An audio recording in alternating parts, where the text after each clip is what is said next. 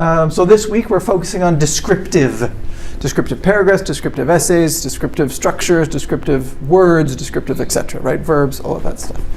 So description, helping people see or feel or hear or taste or touch what we're talking about. So the schedule for today, we're going to review the grammar from the assignment we talked about in Unit 14. Then we'll go into our writing, do a little bit of a warm-up with building better sentences, and then I'll give you guys time to work on your essays.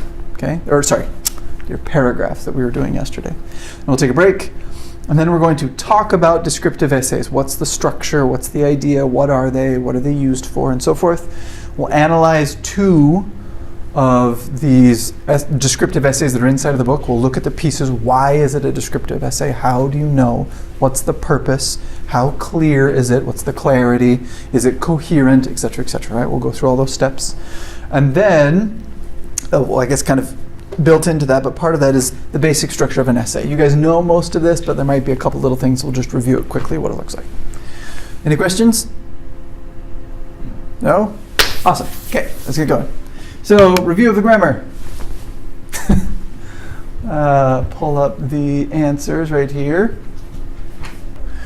So, we'll start things off, make it a little bigger. So we are on page 373. 373.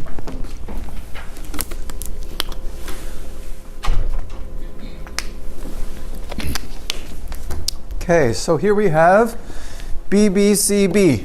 Any questions? No. This should be really easy, right? Just do you understand the story? Okay, and then down here, part A. Any questions? Did you get anything wrong? I mean, that's the real question.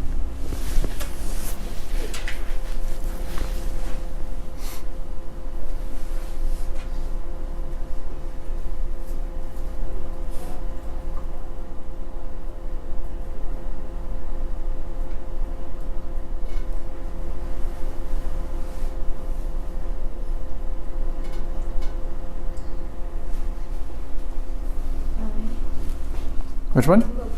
5? Yeah. Okay, so it's showing X. Let me come over here and look at it. That's that one. Okay, so number 5. Is this the right page? 373? Yeah, good. In page 373. It's this one right here, right? Following the verbs in the article in exercise 1, write the direct object that follows each verb. If the verb does not have a direct object, write X. So number 5 is must react. Okay, so I have to go up there and find it, right? Where is must react? Must react instantly. A driver must react instantly. Yeah. There you go. Not an object. That's an adverb. Good. That's a good question, though, right? Because it looks like an object, right? Because it's in there. Anything else? Good question. Okay, here we go. Next part. This is the B. No. How about Yep. 7? So 7 says happens. Happens. What happens? So what happens if a child runs in front of a driverless car? Okay. There's no direct object to that one. Okay. So what happens? Period. I can end the sentence there. I'm not very clear on what's going on, but grammatically I can end the sentence there. So what happens? So what happens if a child runs in front of a driverless car? So here's where the terminology, remember how we've talked about subject, verb, object a lot? Okay. So here is kind of our subject word, and then here is our verb, and this is a big object chunk. Okay. What we're talking about here is direct objects of verbs. And even though we use the same word, object, they're not exactly the same thing. Okay? So I don't know if that helps clarify just a little bit. But there is no direct object of this verb, or indirect one, as far as I can tell. Does that help? Yes. Okay. Ooh. Too far. No, where am I? 373. Anything else? Good? Okay. Awesome. Okay, so here's number 4. So yes, you do have a question. Okay.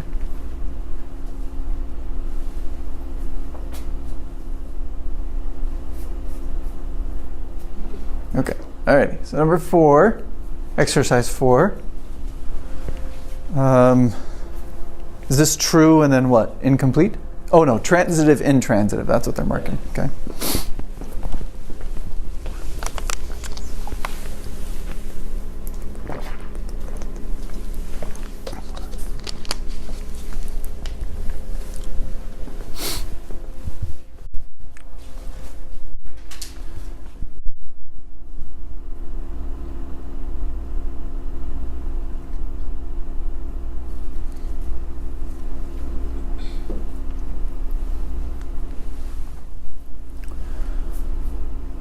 Questions?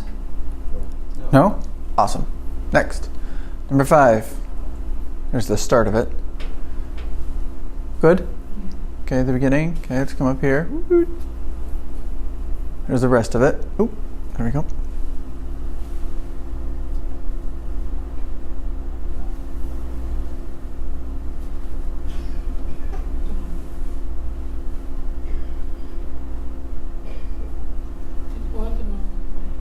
Which one?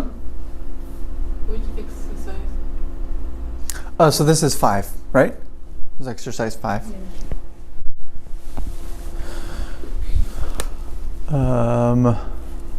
That would be this one right here. Right, so is it transitive? What is the direct object if it is transitive? It's intransitive. There is no direct object, so you're fine. That's what they're doing. Good? Okay, next. 4-2, 4-2, 4-4, 4-2, 2-2, 2, 4-2.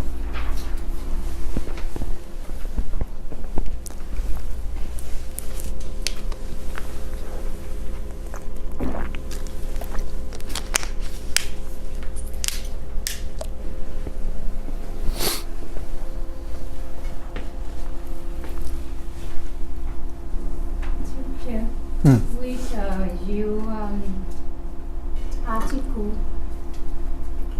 For me, even though I did not write, but I still confused how where I can do for or to.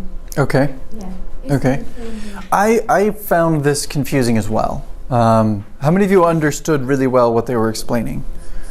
And it's okay if you didn't, or if you did, that's also okay, right? Some people go this and they're like, oh yeah, that makes perfect sense, right? Some people look at this and go, what? And I'm kind of one of those people. This doesn't make sense, the way they explain it. So let's see, we're on 6, right? 6. Okay, it's this piece. So we're trying to choose which one fits best. So this is Nicholas, right? He needed to provide healthy food. We know that one's 4, but why is it 4? So this is where we're going to sit for a second. Why is that one 4? Huh? Provide. Good, that one's good, actually, right? Provide for. You can almost think of this as a bit of a phrasal verb. Provide, for goes with provide. Okay, so that's one way of looking at it. It's not just provide and then for off by itself. These actually are connected to each other. It isn't provide, it's provide for. Does that help? Okay, so that's one way of looking at it. Okay, let's look at a different one. The French government offered a prize, 2 good, the inventor who could discover a solution. So that one's 2, but why? Offer 2, right? We can think about it that way. Offer 2. Offer 4. I might be able to work that out. But even if I did, right, I'm trying to think. You can do that. You can do offer 4, but it has a different meaning. Yeah. And that's part of it, okay? So what I'm saying is that there's the one way to look at it is in kind of chunks, where you have a verb, and this verb has 4, and this verb has 2. Or in this one, where we're talking about offer, where'd offer go? Offer 2 means I have something, do you want it? Okay? If I say offer 4, that means I'm expecting like a dollar amount. I have an offer for $2,000. That means someone is going to pay me $2,000 for something. Make sense? So it's kind of inverted in that way. But both of these could be correct depending on the situation. So So I think in pictures. Pictures help me think. And my markers are gone. Oh, there we go. Markers. So when I think of two, I think of this.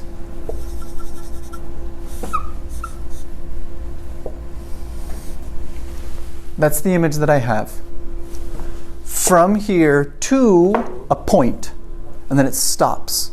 Or it's given to somebody else, or whatever. It's from this to that and done, and it stops. Okay, that's the idea of to in my head. Okay, whether I'm giving the marker to you, or you are telling me to go to the store, have this direction from a point to a point and stopping. Okay, in some way. Sometimes it's physical, sometimes it's a mental process, sometimes it's abstract, but it's a from one to a point and then it stops in some way. It's a result happens, or we reached a destination or something. With for, the picture that I have with this is more like, I'm not a very good artist, okay? It's kind of like a little circle, little person over here, another little circle, another little person over here. Got an arrow going this way, an arrow going this way. Around, right? We're doing this for you. I have something, I will help you. You have something, you will help me. I will do it for you, and you will do it for me. Does that help? This helps my head. Does that help you at all? I will buy a pencil for you. For you, yeah. That means it is a present for you. You could go get it yourself, but now I'm giving it to you as a present. Okay? Example, I will give that for you, or I will give that to you is correct. So I will give that for you does not work. I will get that for you. That does work, right? Because you could go and get it. If I'm here, there's the marker. John can get it, but I will go get it for him and then give it to him. Okay? Because then it'll stop. I have given it physically to him. Okay? So these are the mental images that I have here for these two. But like we were saying before, when these prepositions are attached to a verb or in a situation, they can have slightly different meanings. They can affect the meaning in different ways. So like here, provide for. I have something, I have food. You don't, I will provide it for you. I will give it to you. You could probably do it yourself. You're capable and intelligent and a hard worker or whatever. But I will do it for you as a gift, as a kindness, as a service, as help in some way. That's where the for, the circular thing comes in, right? For. Right? To, on the other hand, says, I will give to you. Okay, there's not necessarily a service aspect involved. Go to the store. It's just directional. This from here to there. So that aspect of service or of helping or of assistance or of something like that is not there anymore. So right here, this offer, offering a prize. It means I have a prize, marker, right? And I'm offering it to you here. The direction is to you, and you can come take it or not. Okay? If I offer it for, I can't do that, right? I can't offer. There is an offer for, no, it was offered for $2,000. Means I held up my marker, I'm selling it for $2,000, who wants to buy it? It's a $2,000 offer. That's a very expensive marker, don't buy that, okay? And does that make sense though? It's a different structure of reciprocal help in some way. Another one down here. But for 15 years, no one could solve the problem to the government? For the government. For the government. Why? I don't know. Because someone...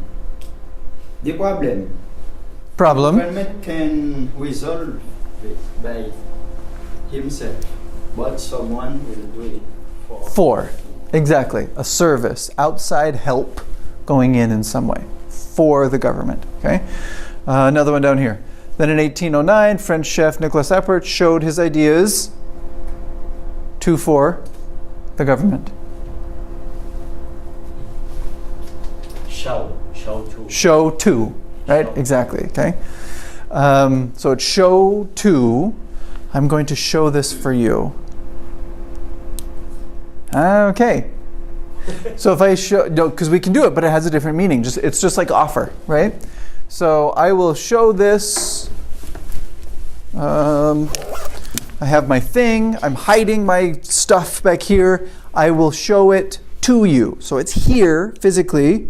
Now I'm showing it, and now you can see what's going on, right? From here to there. I show it to you, okay? If I'm going to show it for you, that means I'm getting something from somebody else.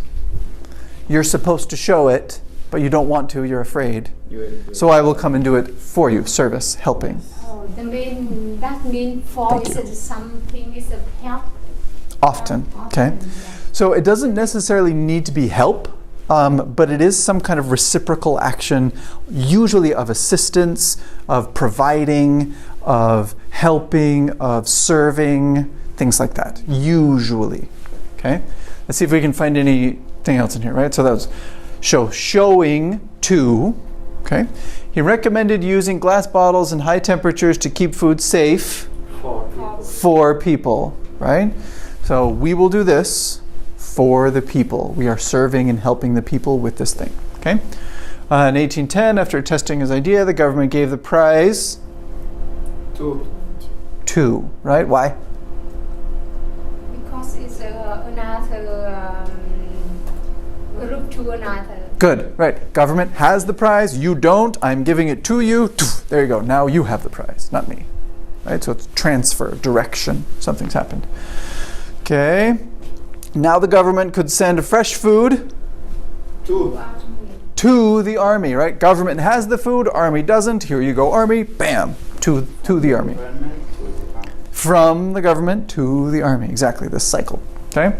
Strangely, Upper didn't know why his process worked. He couldn't explain the reasons to anyone. Why? Sorry, not why could he not explain it, but why are we using to?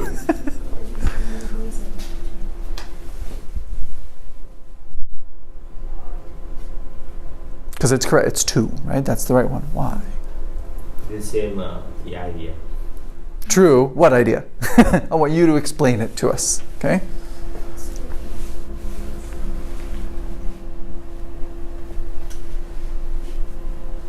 That means I cannot show that, explain that for any to anybody. Yes, good, correct. Good.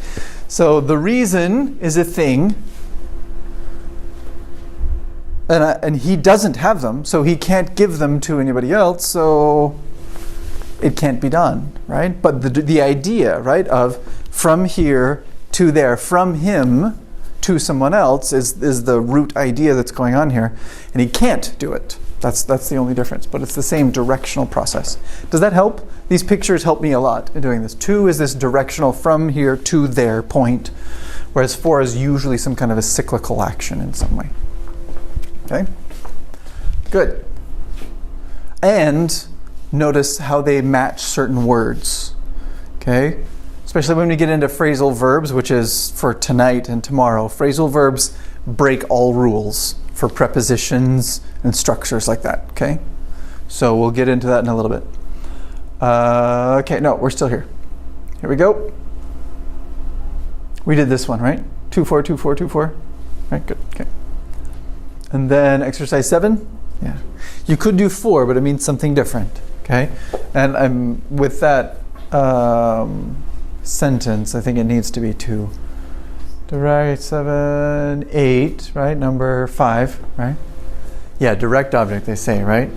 So he wrote a nice email to me about his first car, okay? So that is one option.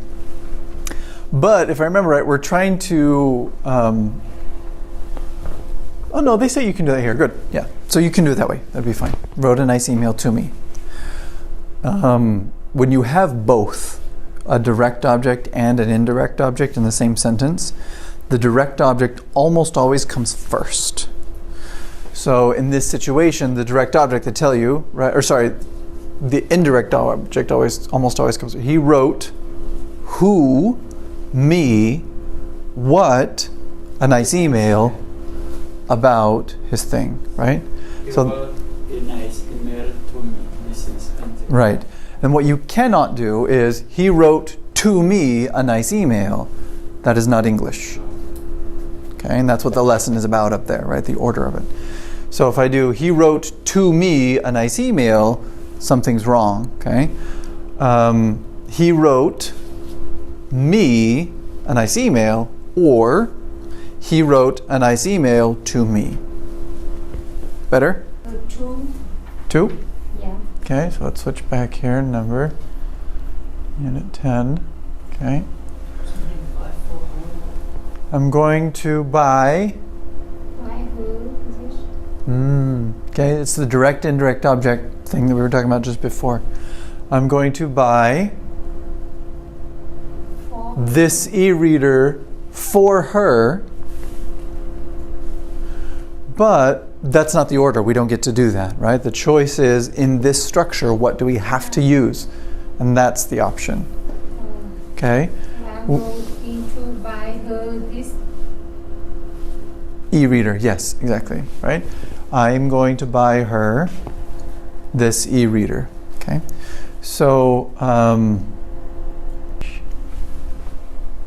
yeah, so this is the part that they're explaining right here. This is what you're practicing. So this is correct, and this is correct. They're both right, okay? Americans prefer this one, British people as well. I don't really know about Australians and New Zealanders, so I can't say, but I would assume that they would also prefer this one as well. He bought some batteries for Timothy. We bought Timothy some batteries. Grammatically, both acceptable, both correct, both right. There's nothing wrong with either one of them. Sometimes the difference would be just what you want to emphasize in reality. So what did he buy for Timothy? Oh, he bought some batteries for Timothy. Okay, now I can focus on those batteries, right? Because it's right there next to the verb. Or,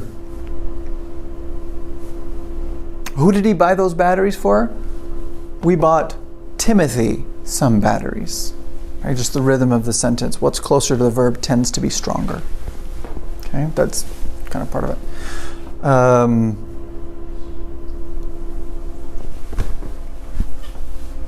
Yeah.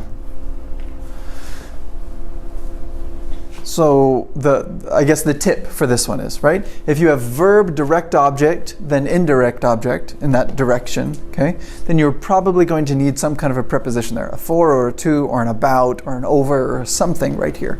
In this lesson, we're only talking about for and to, so that's all that's going to be there. But there could be a lot of others depending on the verb. If you have direct object, then indirect object, you're going to need some kind of a preposition there almost always. If you do indirect object, then direct object, then there is no preposition. That's probably an easier explanation for all of this. Does that help?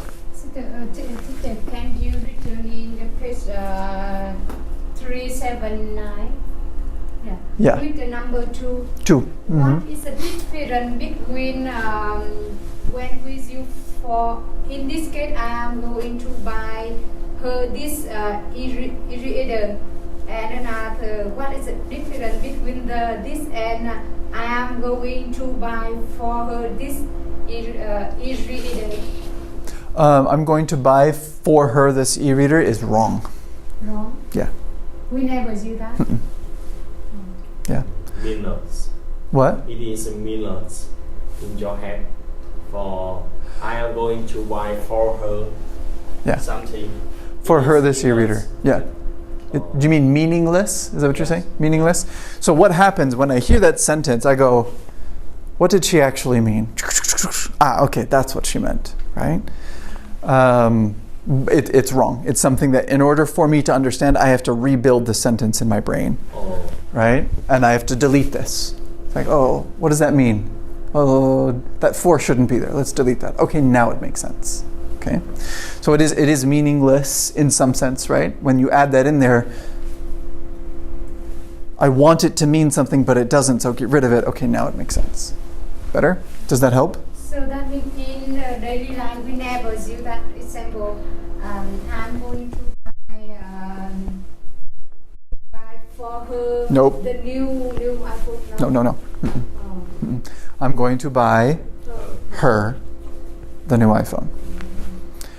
Or I'm going to buy the new iPhone for her. Does that help? Okay. That was good. I like that. That's a good question. Okay. Anything else here? Got it? Okay. Next, we didn't do 11, right? No. Not 11. Did we do anything else? What? 14. 14. Oh dear. 12, 13. Only one student to understand. I think it's just extra practice, right? Put this into the real world. There's a little story about the phone, right? Yeah. Read about the picture phone, right? Which is... Oh, they don't have a picture of it. Where's the picture phone? Whatever. Up at the beginning, right? Yeah. If you find a verb, Yeah. Yeah. So read about the picture phone, underline the verbs. It's a simple practice, right? We're just trying to find where are the verbs. And then here, right, look at the photos of unusual inventions from the past and read the captions. In your notebook, write a short paragraph about each use. Use the paragraph in exercise A as an example. So you're looking at the verbs, finding the verbs, processing the verbs with these pieces.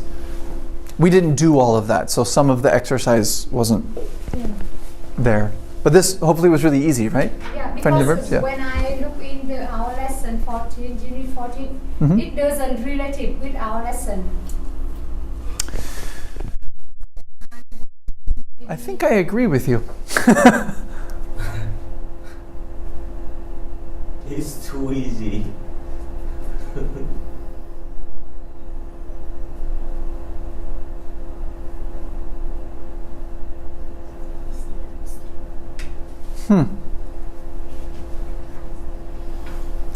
Yeah, they don't explain that very well. I'm guessing their intention was, here, look at these verbs, then look at these pictures and use these verbs to describe these pictures, right? Because they're similar. It looks like this. It's made this way. You talk to or you do these different things. But they didn't really explain that. That's not very helpful. That's good feedback. We should tell them that that's a bad exercise in their book. Yeah. Good eyes. I like that. Okay. Alrighty, so that's it, right? Just to 14, then we're done? Okay, so lesson 2, which starts here, we move on to phrasal verbs. Phrasal verbs are awesome. Totally cool, wonderful aspect of English, but very slippery. You guys know that word? We talked about it yesterday. Slippery. Remember slides? Yeah. Right? A slide is slippery. That's why you can go down. The ice is slippery, right? You can fall on the ice. So phrasal verbs are very slippery because they use the same words. In one situation is a phrasal verb, but in a different situation is not a phrasal verb anymore. And that can get very complicated really fast. So sometimes a word, a verb, and a preposition is a phrasal verb, and sometimes the same word and the same preposition is not a phrasal verb.